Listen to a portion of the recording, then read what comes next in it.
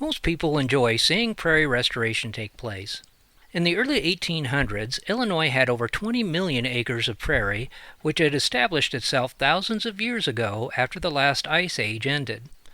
The root systems of prairie added huge amounts of organic matter into the ground, helping to create the highly productive farmland found throughout the Midwest.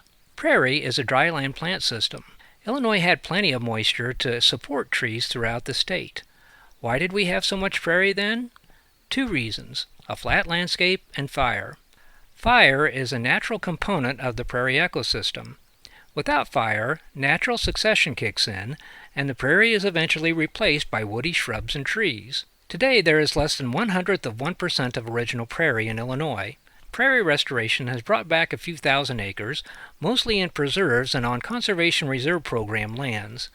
These acres, like the original prairie, need fire to maintain its vitality.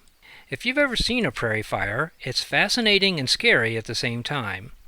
It burns fast and hot. Flames may reach 20 feet or more in height. For this reason, many people don't feel comfortable doing a burn, and that's a good thing. If not done correctly, these fires can become dangerous not only to those doing the burn, but to neighboring areas and wildlife in the prairie. On the other hand, a controlled, managed burn, done by experienced fire managers, will not only keep people in adjacent areas safe, it will also provide escape routes for animals in the prairie to get out quickly. Some of the items that should be planned before a burn takes place is creating a fire break so the fires don't go to the edge of an adjoining area.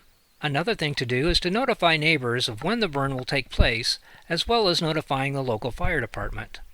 Burn teams will have water on hand to control fires if needed, and usually they will start a backfire so the fire doesn't just race across with the wind. It is this type of burn that will help keep the prairie healthy, wildlife safe, and put adjacent landowners' minds at ease.